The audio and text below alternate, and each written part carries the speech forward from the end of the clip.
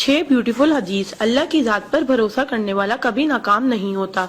किसी का राज तलाश मत करो, अगर मालूम हो जाए तो फैलाओ नहीं।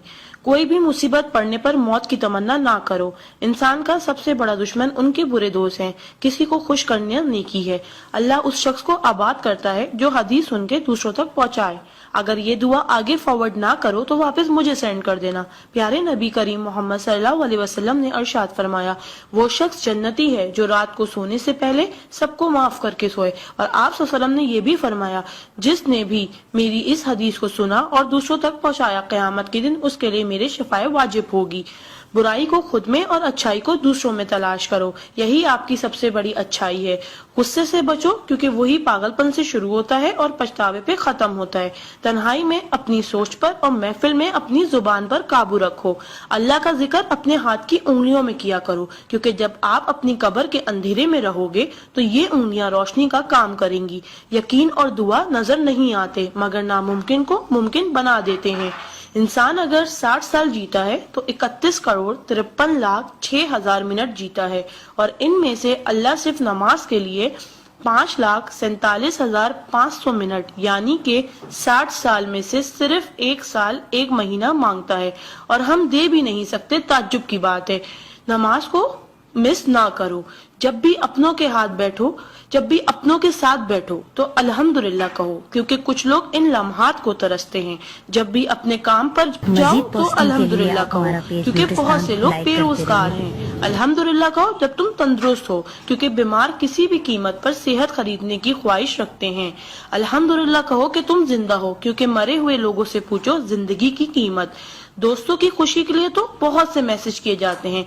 देखते हैं अल्लाह के शुक्र के ये मैसेज कितने लोग फॉरवर्ड करते हैं। इस्लाम इज अ स्कूल, दीन इज अ क्लास, दुनिया is a campus, we are the student, Quran is syllabus, Ramzan is test, नमाज इज प्रैक्टिकल, मोहम्मद सल्लल्लाहु अलैहि वसल्लम is a teacher, Allah is examiner and कयामत is the date of result. So try to get the first position in this result. Please do not stop forward to all Muslim. Allah की कुदरत को देखो। पानी आसमान की तरफ उठे तो भाप, आसमान से नीचे गिरे तो बारिश, जम के गिरे तो ओले, गिर कर जमे तो बर्फ, फूल की पत्ती पे गिरे तो शबनम, पत्ती से निकले तो अर्क, जमा हो जाए तो झील, बहने लगे तो नदी, आंखों से निकले तो आंसू, जिस्म से निकले तो पसीना, हजरत इस्माइल अलैहिस्सलाम के कदमों से निकले तो आबे जमजम, और मेरे आका सल्लल्लाहु अलैहि वसल्लम की उंगलियों से निकले तो आबे कौसर। सुभान अल्लाह, सुभान अल्लाह, सुभान अल्लाह। कोई ना जाने जिसे उसी रब जानता है। राज को राज न समझो, वो सब जानता है। अगर मांगना है तो उस रब से मांगो, क्योंकि जुबान पे आने से पहले वो दुआ की वजह जानता है। सुभान अल्लाह। एक दिलचस्प हकीकत, जब नेकी की जाए तो राइट फरिश्ता लिखता है, और जब बुराई की जाए तो लेफ्ट फरिश्ता लिखता है।